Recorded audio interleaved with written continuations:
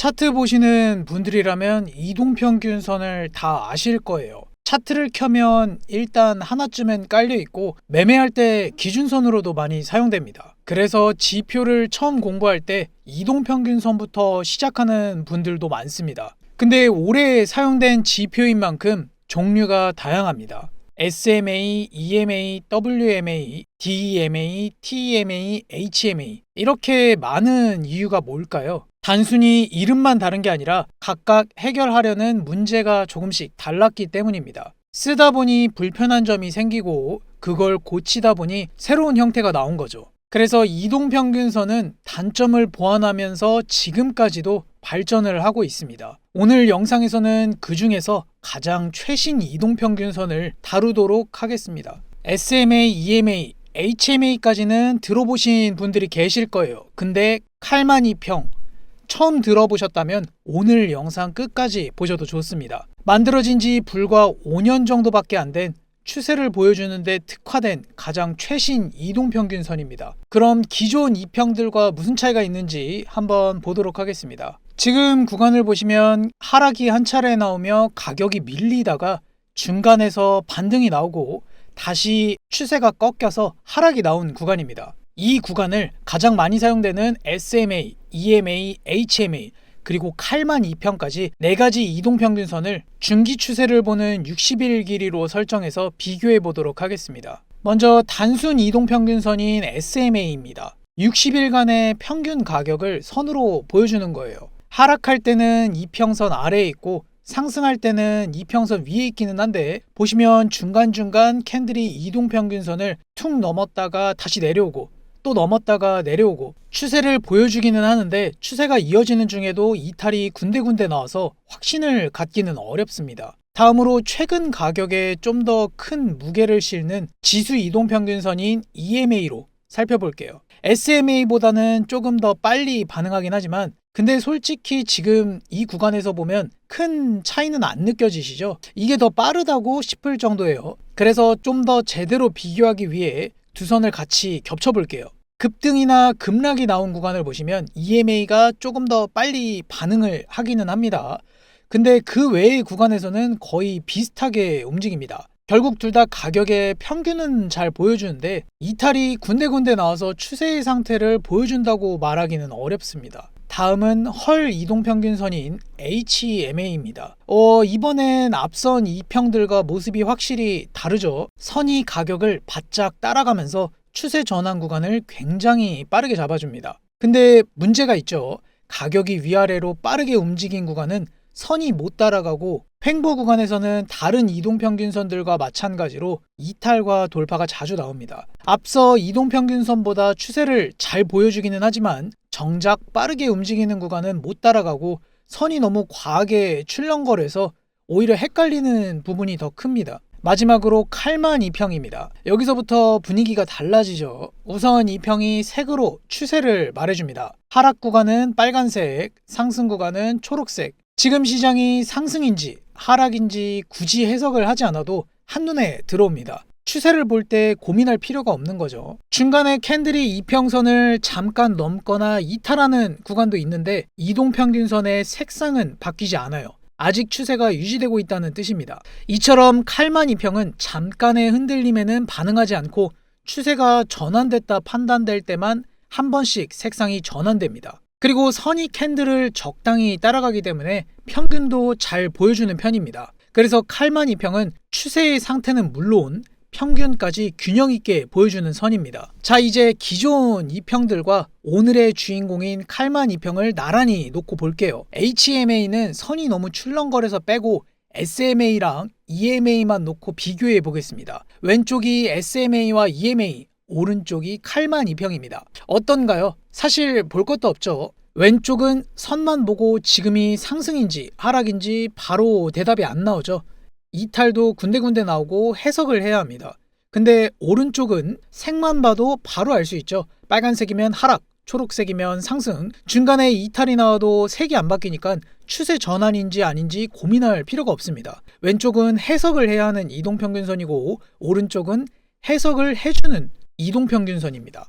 이동평균선의 시작은 SMA, 단순 이동평균선입니다. 모든 가격을 똑같은 비중으로 계산해서 선 자체는 굉장히 안정적이지만 반응이 느립니다. 그래서 자연스럽게 빠르게 만들자라는 방향이 나옵니다. 반응 속도를 빠르게 만든 게 EMA, 지수 이동평균선이에요. 최근 가격에 가중치를 줘서 방향 전환을 조금 더 빨리 잡아줍니다.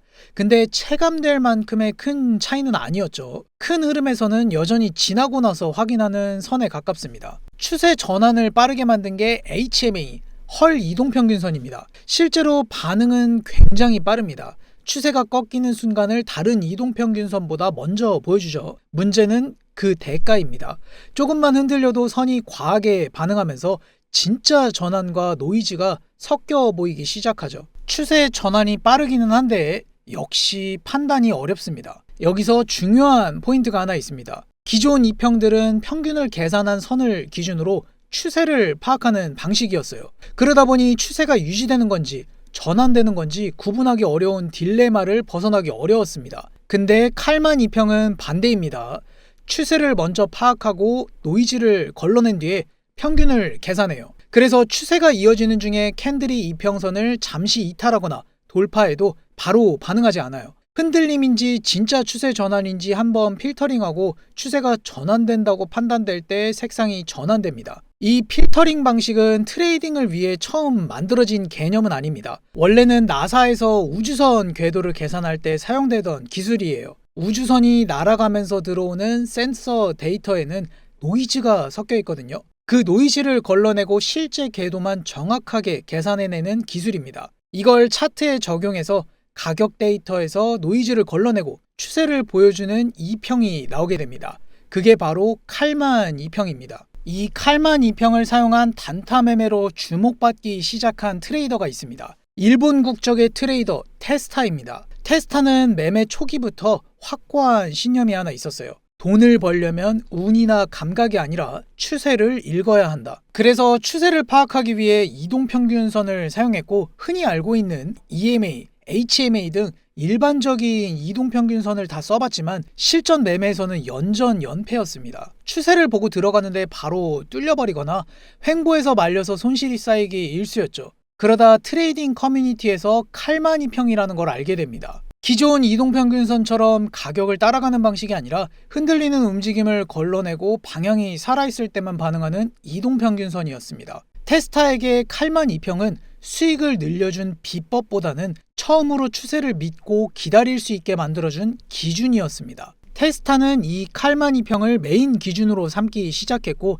그때부터 매매가 완전히 달라지게 됐습니다. 예전에는 괜히 들어가는 자리가 있었지만 이제는 기준이 만들어질 때까지 기다리고 조건이 갖춰지면 더 이상 흔들리지 않고 매매를 이어갈 수 있게 됐어요. 이런 매매가 쌓여가면서 테스타의 매매는 점점 안정적으로 변해갔고 그 결과 3년 만에 그동안의 모든 손실을 만회했고 이후로는 쌓아가는 매매로 완전히 돌려놓을 수 있었습니다. 테스타의 매매는 지금도 복잡하지 않습니다. 딱 이것만 봅니다. 지금 이 추세가 살아있는지 아닌지, 추세가 살아있으면 보유하고 꺾이면 나온다. 이 한 문장으로 테스타의 매매 기준은 거의 설명이 끝납니다. 오늘은 테스타가 실제로 사용하는 칼만 이평 매매법, 그리고 추세 자리에서 어떻게 진입하고 어떻게 나오는지 하나씩 설명해 드리겠습니다. 본격적으로 테스타의 매매법을 설명드리기 전에 이동평균선의 기본 개념만 빠르게 짚고 갈게요. 칼만 이평이든 일반 이평이든 똑같이 적용되는 개념입니다. 지금 화면에 보이는 이 선, 아까와 동일한 60일 이동평균선입니다. 두 달간의 가격을 평균으로 낸 선으로 중기적인 추세를 볼 때 많이 사용돼요. 이동평균선의 핵심은 간단해요. 지금 가격이 최근 평균보다 위에 있냐, 아래에 있냐, 이 질문에 대한 답을 차트 위에서 바로 보여주는 선입니다. 캔들이 이동평균선 위에 움직이면 상승 추세에, 아래에서 움직이면 하락 추세. 단순한 기준이지만 실제 매매에서는 굉장히 강력하게 사용됩니다. 그리고 여기에서 중요한 게 하나 더 있습니다. 상승 추세에서는 이동평균선이 지지로 작용합니다. 눌림이 나와도 이평선 근처에서 지지받고 다시 상승하는 경우가 많고, 하락 추세에서는 이동평균선이 저항으로 작용합니다. 되돌림 반등이 나와도 이평선 근처에서 저항받고 다시 하락하는 경우가 많습니다. 정리하면 이겁니다. 평균 위에 있냐 아래에 있냐로 큰 방향을 보고 평균 근처에서 지지와 저항을 본다. 이게 이동평균선의 기본 개념입니다. 본격적으로 매매법에 들어가기 전에 테스타 매매법에 필요한 지표부터 먼저 세팅해 볼게요. 많지 않습니다. 딱 2가지만 있으면 돼요. 지표는 트레이딩뷰 상단 지표 탭에서 검색해서 추가하시면 됩니다. 첫 번째, 오늘 영상의 핵심 칼만 2평입니다. 지표 검색창에 칼만 ATR이라고 치면 백퀀트가 만든 지표가 나올 거예요. 이걸 추가해 주세요. 이 2평이 추세를 판단하는 메인 기준선입니다. 지금 방향이 살아있나 아니면 꺾였나 이걸 한 번에 판단하는 역할이에요.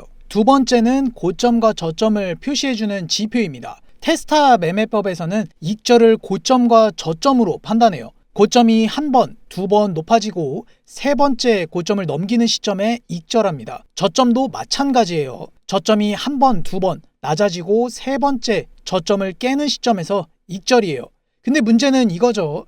같은 차트를 봐도 사람마다 고점으로 보는 곳과 저점으로 보는 곳이 다를 수 있습니다. 그래서 주간을 없애기 위해 지표를 하나 더 추가해 줍니다. 검색창에 HH, HL, LH 마커라고 치고 추가해 주세요. 추가하면 이렇게 차트에 HH, HL, LH가 찍히는 게 보이실 거예요. 근데 지금 너무 많이 찍혀 있죠. 우리는 고점과 저점만 확인하면 되니까 필요한 것만 남기고 정리할게요. 지표를 더블 클릭하고 설정창을 열어주세요. 먼저 인풋 탭에서 레프트 라이트 바를 둘 다 10으로 맞춰줍니다. 그 다음 모스 탭으로 넘어가서 하이어 하이와 로우어 로우만 남기고 나머지는 전부 꺼주세요. 그래픽 오브젝트 그룹에서 패널 레이블이랑 라인도 꺼주시면 됩니다. 이렇게 하면 HH와 LL 2개만 깔끔하게 남습니다. 여기서 한 가지 짚고 갈게요. 설정을 10으로 했기 때문에 고점이나 저점은 캔들이 10개가 지나야 찍힙니다. 10개나 지나야 찍힌다고요? 늦는 거 아닌가요? 라는 생각이 드실 수 있습니다. 괜찮습니다. 테스타 매매법에서는 첫 번째 고점, 저점은 중요하지 않아요. 우리가 보는 건 두 번째 고점, 두 번째 저점입니다. 그걸 넘기면 어차피 세 번째가 되겠죠. 참고로 HH는 하이어 하이어의 높은 고점, LL은 로우어 로우의 낮은 저점을 말합니다. 고점이 더 높아지는지 저점이 더 낮아지는지 이걸 확인하기 위해 쓰는 지표입니다. 지표 세팅은 여기까지예요. 이제 차트는 준비됐고 이 기준으로 실제로 어디서 들어가고 어디서 나오는지 하나씩 보여드리겠습니다. 실제 차트에서 이 매매가 어떻게 돌아가는지 보겠습니다. 지금 구간을 보시면 이평선이 초록색을 유지하면서 상승이 쭉 이어지고 있습니다. 그러다 가격이 이평선 아래로 내려오면서 색상이 빨간색으로 바뀌죠. 이평선의 이탈도 중요하지만 칼만 이평에서는 색상이 바뀐 게 더 중요합니다. 색상이 바뀌었다는 건 상승 추세가 끝났고 이제 하락 추세로 넘어갔다는 뜻입니다. 이평선을 하락 이탈하고 이평선이 빨간색으로 전환된 캔들에서 매도에 진입하시면 됩니다. 매도에 진입하고 하락이 한 차례 나오며 캔들이 몇 개 형성되니 첫 번째 저점이 표시됐습니다. 이제 이 자리가 첫 번째 기준이 된 거예요. 이 선 아래로 가면 하락 추세가 지속된다는 기준이겠죠. 하지만 중요한 건 두 번째 저점 신호이니 조금 더 기다려 보겠습니다. 이평선이 빨간색으로 색상이 유지되며 추가 하락이 나왔습니다. 다음 캔들에서도 음봉 캔들이 나왔고 두 번째 저점 신호가 나왔습니다. 이 저점 신호가 나온 구간에 수평선을 그어줍니다. 하락 추세가 살아있다면 이 선을 깨고 내려가겠죠. 이 수평선을 종가로 깨는 캔들이 나올 때 익절을 준비하시면 됩니다. 다음 캔들에서 장대 음봉이 빡 하고 나오면서 수평선을 깨버렸습니다. 여기서 진입한 매도 포지션은 전부 익절하시면 돼요. 매도 수익을 확정했으니 이제 다음 기회를 봅니다.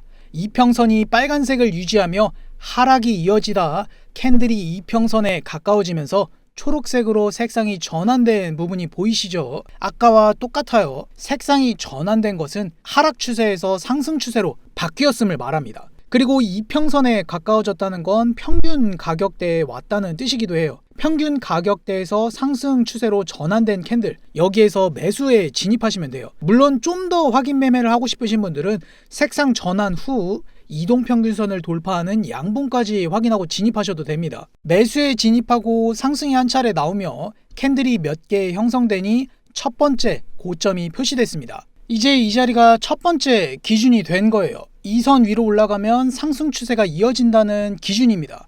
아까도 말했죠. 중요한 건 두 번째 고점 신호예요.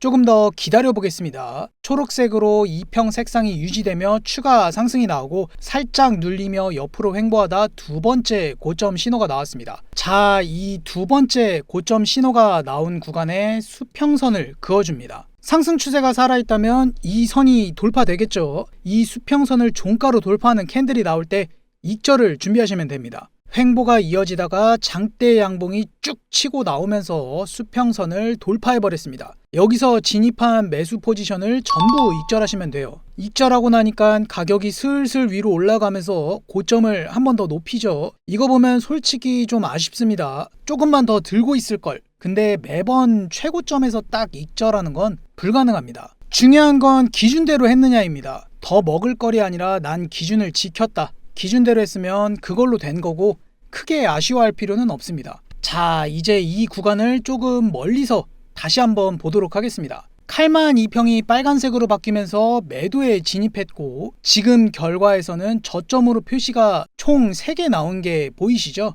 근데 이 세 번째 저점은 결과가 다 나와봐야 알 수 있는 자리예요. 그 순간에 이게 세 번째다라고 확정할 방법은 없죠. 그래서 우리는 두 번째 저점에 수평선을 긋고 그 선을 하락 이탈했을 때 익절했던 거 기억하시죠? 매수도 마찬가지예요. 고점 표시가 3개 나왔는데 세 번째는 결과론적이에요. 두 번째 고점에 수평선을 긋고 그 선을 상승 돌파했을 때 익절. 복잡하게 생각할 거 없이 두 번째 고점이나 저점에 선을 긋고 돌파나 이탈이 나오면 익절한다. 이게 전부입니다. 그리고 나서 추가 상승이나 하락이 나와도 아쉬워할 거 없습니다. 아까 매도는 지금 보니 최저점에서 매도를 했잖아요. 이처럼 모든 익절을 매번 칼같이 맞출 수는 없습니다.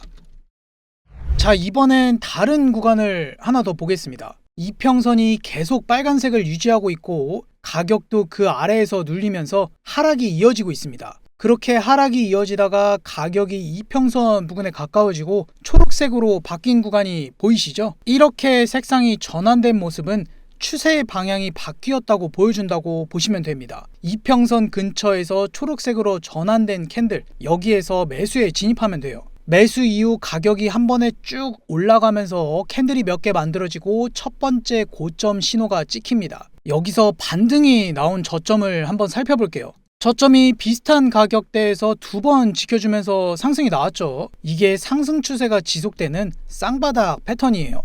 중요한 건 이름이 아니라 의미겠죠. 하락을 더 이어가려고 했는데 같은 구간에서 두 번이나 지켜주면서 상승이 나온 움직임이에요.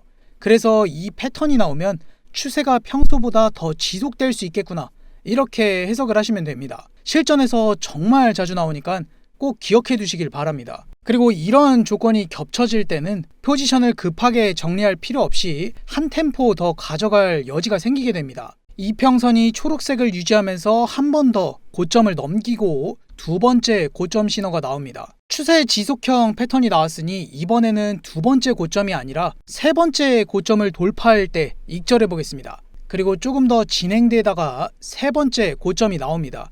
여기에 수평선을 그어줍니다.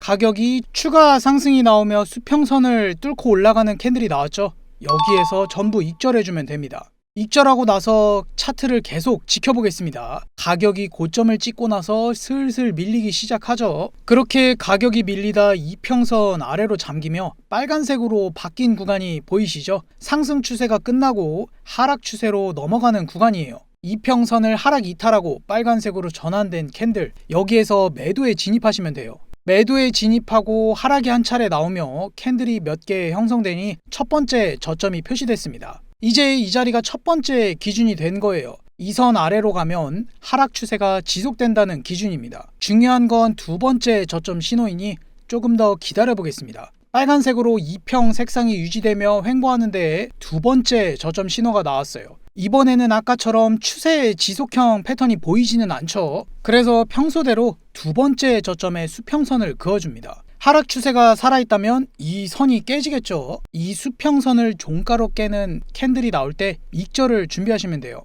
가격이 이평선으로 되돌림 반등이 나왔지만 이평선에 저항을 받고 눌림이 나오면서 수평선을 깨는 하락이 나왔어요. 여기에서 진입한 매도 포지션을 전부 정리해 줍니다. 매도 포지션을 익절하고 나니까 저점을 한 번 더 크게 낮추는 하락이 나왔죠. 이거 보면 솔직히 아쉬울 수 있어요. 근데 앞에서도 말씀드렸듯이 매번 최저점, 최고점에서 딱 익절하는 건 불가능합니다. 매매법에 맞게 진입을 했으니 익절도 그에 맞게 한 것으로 충분합니다. 자, 이 구간을 다시 멀리서 한번 보도록 하겠습니다. 지금까지 설명드린 테스타 매매법의 기본 뼈대는 이거였죠. 칼만 2평으로 큰 방향을 먼저 잡고 그 다음에 고점이랑 저점이 갱신되는 걸 기준으로 익절 타이밍을 정리하는 방식이었습니다. 그래서 고점 저점을 표시해주는 지표를 하나 추가했었죠. 그 이유도 단순해요. 칼만 2평의 색이 바뀌고 나서 가격이 정말로 고점이 높아지고 있는지 아니면 저점이 낮아지고 있는지를 눈으로 바로 확인하려고 쓴 겁니다. 근데 사실 지금 보이는 이 고점 저점 표시는요, 캔들이 만들어지고 나서 시간이 지나야 찍히는 거예요. 실시간으로 딱 나오는 게 아니라 결과가 나온 뒤에 표시되는 방식이죠. 그래서 흐름을 파악하기에는 좋지만 실전에서는 아쉬운 부분이 있었습니다. 그래서 테스타도 여기에서 멈추지 않았습니다. 본인의 매매를 더 정교하게 만들기 위해 개발자 친구와 같이 아예 본인의 매매법을 그대로 옮긴 지표를 만드는 데 성공합니다. 이 지표는 기준이 딱 정해져 있습니다. 칼만 2평의 추세가 시작된 시점을 시작점으로 잡고 그 이후 움직임을 일정한 비율로 계산해서 고점이랑 저점을 자동으로 표시해 줍니다. 몇 번째 고점인지 몇 번째 저점인지도 같이 카운팅 해주고요. 그러다 보니 이게 첫 번째인지 두 번째인지를 사람이 고민할 필요가 없습니다. 이 지표가 한때 일본 커뮤니티에서 잠깐 공개된 적이 있었는데 그때 반응이 꽤 강했습니다. 이건 너무 노골적인 답안지이다. 이런 말들이 나오면서 거기에 붙은 별명이 하나 있습니다. 바로 세상에 나오면 안 되는 지표. 그리고 그때부터 이 지표를 시크릿 2평이라고 부르게 됐습니다. 지금 차트에 바로 추가해서 같이 살펴볼게요. 우선 지표가 어떻게 작동하는지 살펴보겠습니다. 추세가 전환되는 구간은 동그라미 1으로 표시되고 그 자리에 숫자가 0이라고 찍힙니다. 여기서부터 카운팅이 시작되는 거예요. 상승 추세일 때는 고점의 수평선이 그어지면서 돌파될 때마다 숫자가 올라갑니다. 그러다 하락 추세로 전환되면 2평 색상이 바뀌고 숫자도 다시 0으로 리셋돼요. 저점을 낮추니 1이라고 숫자가 표시되며 수평선이 그어지는 게 보이시죠? 한 번 더 저점을 낮추니 2라고 표시되며 또 수평선이 그어지고 이걸 또 깨니까 세 번째 이렇게 이어지게 됩니다. 여기서 포인트는 그냥 고점 저점을 표시해 주는 게 아니라 일정한 비율에 맞게 자동으로 표시해 준다는 겁니다. 한번 살펴보겠습니다. 첫 번째 저점까지 약 2%, 두 번째 저점까지 약 2.5%, 세 번째 저점까지 약 2.4% 이렇게 일정한 비율로 저점을 갱신할 때마다 자동으로 표시가 되는 거예요. 아까 추가했던 지표와 달리 고점과 저점을 자동으로 추적하고 수평선까지 그어주는 지표입니다. 익절의 기준도 동일합니다. 자동으로 나오는 세 번째 고점이나 저점이 나왔을 때 그 시점에서 익절을 하시면 됩니다. 그리고 상황에 따라 추세가 지속되는 구간에서는 포지션을 더 홀딩하는 매매도 가능합니다. 그럼 이 구간을 좀 더 넓게 보면서 일반 칼만 2평과 시크릿 2평으로 비교해 보겠습니다. 먼저 일반 칼만 2평부터 볼게요. 추세가 이어지다가 노란색 화살표로 표시한 구간을 보시면 중간중간 추세가 튀는 구간이 보이시죠? 칼만 2평이라 하더라도 이렇게 추세를 제대로 못 잡고 색상이 왔다 갔다 하는 구간이 생깁니다. 이 색상 전환을 보고 추세 전환으로 해석해 진입하면 연속으로 손실이 발생하게 됩니다. 그럼 같은 구간을 시크릿 2평으로 보면 어떨까요? 차이가 보이시죠? 시크릿 2평에서는 딱 한 번만 추세가 전환되고 그 외의 구간에서는 추세에 맞게 색상이 이어지는 모습을 볼 수 있습니다. 같은 칼만 2평이더라도 시크릿 2평은 더블 필터링 수식을 사용해서 추세를 한 번 잡으면 쉽게 흔들리지 않습니다. 지표를 겹쳐서 확인해 보겠습니다. 아까 튀었던 구간들 시크릿 2평에서는 추세가 이어지고 있는 모습을 확실히 확인할 수 있습니다. 이렇게 추세가 전환되는 구간은 일반 칼만 2평만 보고 진입했다면 손실이 연속적으로 나는 구간인데 시크릿 2평을 기준으로 봤다면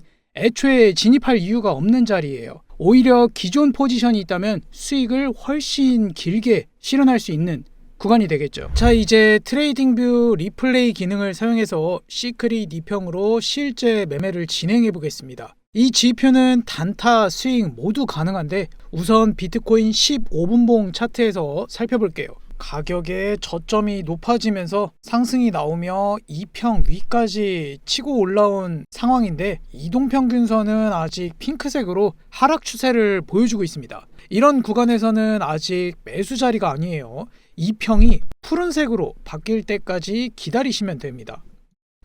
그러다 2평이 푸른색으로 바뀌면서 상승 추세로 전환됐습니다. 캔들은 이동평균선 위에 위치하고 있고 2평의 색상도 변한 상태죠. 이때는 방향이 위로 잡혔구나, 이 생각 하나면 충분합니다. 이 양봉 캔들에서 매수에 진입합니다. 손절가는 추세 전환이 처음 나왔던 자리로 설정해 줍니다. 가격이 여기까지 다시 내려오면 내 생각이 틀린 거다, 이 기준을 딱 잡아주시면 됩니다.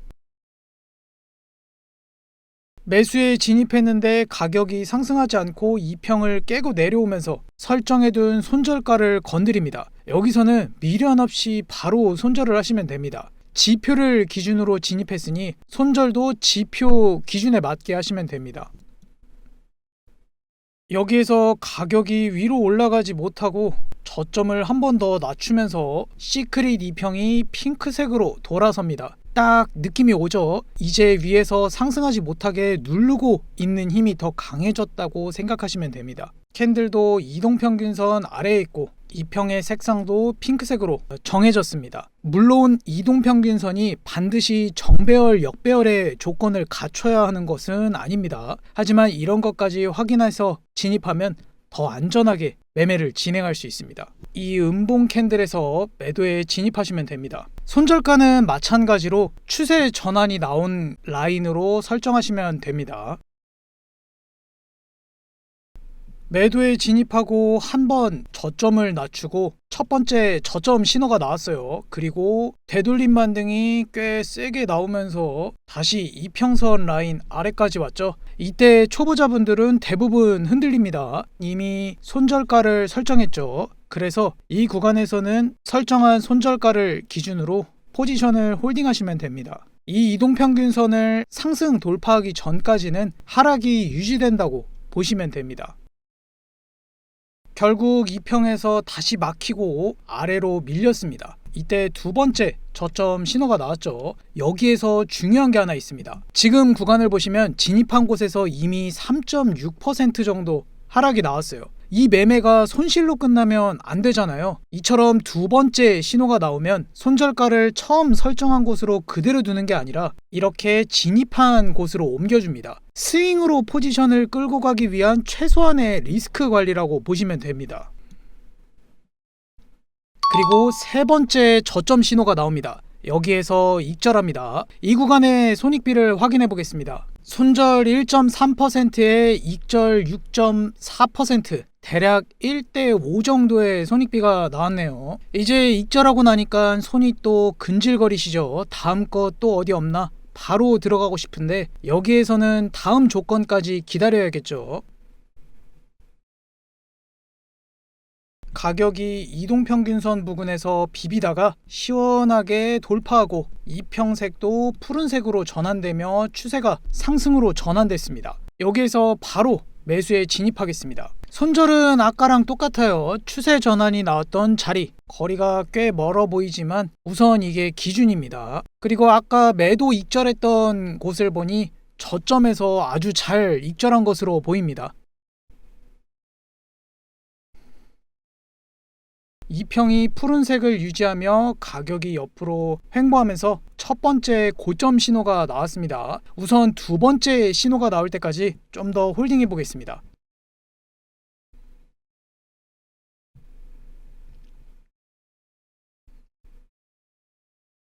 기다리던 두 번째 신호가 나왔습니다. 두 번째 신호가 나오면 제가 뭘 해야 한다고 했죠? 손절가를 처음 진입했던 곳으로 옮겨서 리스크 관리를 해줘야 된다고 했었죠. 옆으로 가서 손절가를 옮겨주도록 하겠습니다. 이렇게 손절가를 옮겨주시면 이제 이 매매는 손실로는 끝나지 않습니다.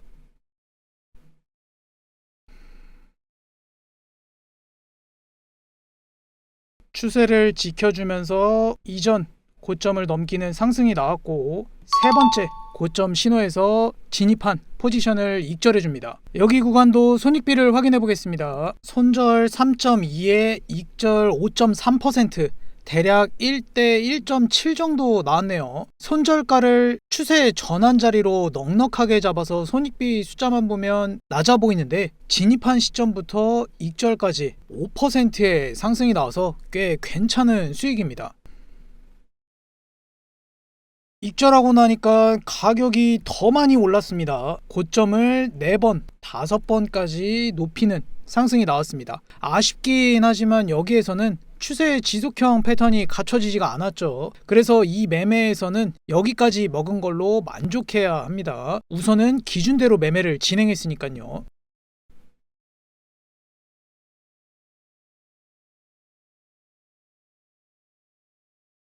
이평 부근에서 위아래로 움직이다가 한 번에 훅 빠지면서 이평이 핑크색으로 전환됐습니다. 여기에서 매도에 진입하시면 됩니다. 손절가는 추세 전환이 나온 곳으로 동일하게 설정해 줍니다.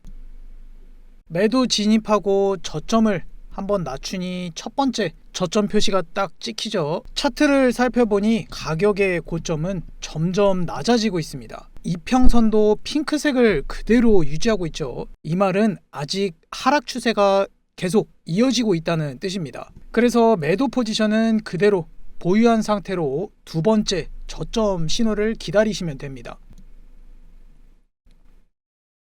두 번째 저점 신호가 나왔으니 손절가를 진입가로 옮겨주겠습니다. 이제는 손실 날 일이 없으니까 마음이 훨씬 편해지겠죠. 그리고 한 번 더 하락이 나오면서 기다리고 있던 세 번째 저점 신호가 나옵니다. 여기에서 전부 익절해줍니다. 이 구간도 손익비를 확인해 보겠습니다. 손절 2.5%에 익절 7.4%, 대략 1대 3 정도의 손익비가 나왔습니다. 익절 이후에는 바로 또 들어가는 게 아니라 다음 조건이 갖춰질 때까지 차분하게 기다려줍니다.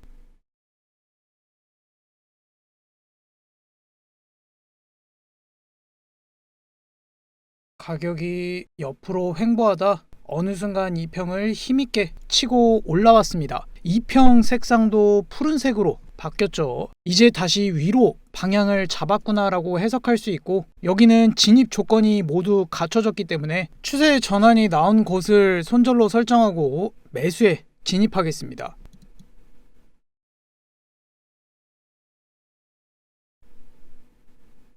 진입하고 바로 상승하지 않고 또 횡보가 이어지다가 고점을 한번 높이면서 첫 번째 고점 신호가 찍혔습니다. 이때 차트를 보시면 가격의 저점이 점점 높아지고 이평색도 푸른색을 유지하고 있는 것이 보이시죠? 추세가 아직 살아있다는 뜻입니다. 이럴 때는 괜히 건드리지 않고 포지션을 그대로 들고 가시면 됩니다.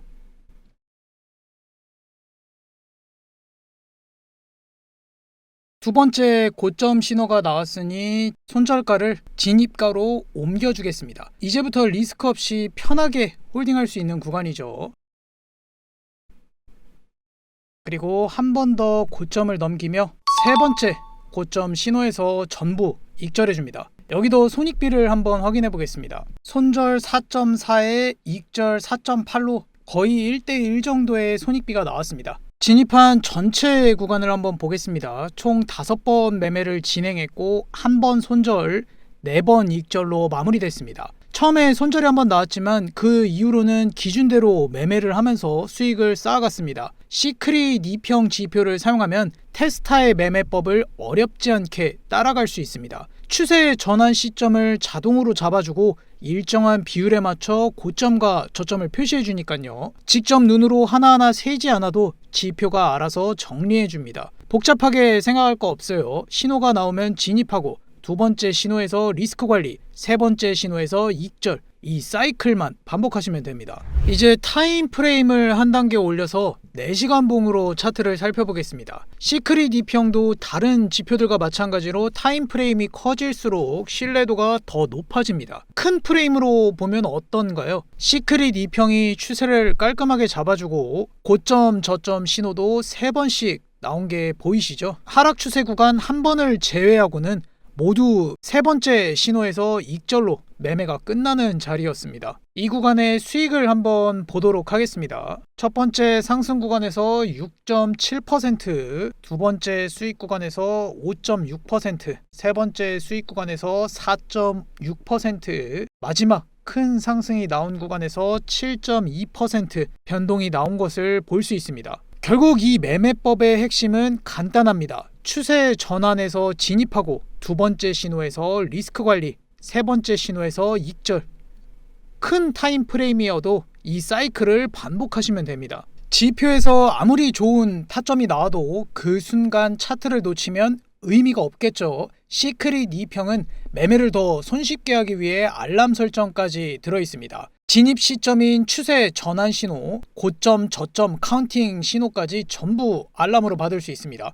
설정만 해두시면 차트를 계속 보고 있지 않아도 신호 올 때만 차트를 확인하고 조건에 맞으실 때 진입을 하시면 됩니다.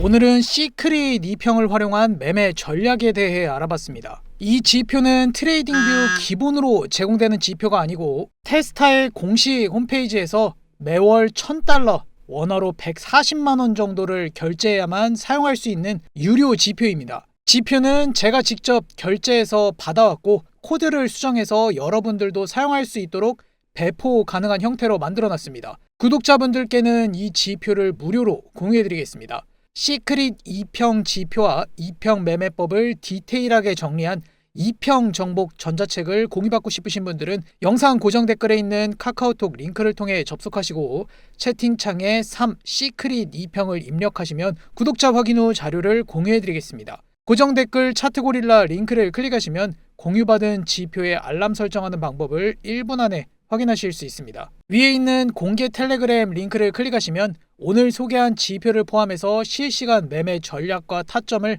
함께 공유받으실 수 있습니다. 오늘 영상에서 궁금한 점이나 필요한 강의 주제가 있으신 분들은 댓글로 남겨주시고 오늘 영상이 도움이 되셨다면 좋아요와 구독, 알람 설정까지 부탁드립니다. 지금까지 차트고릴라였습니다. 감사합니다.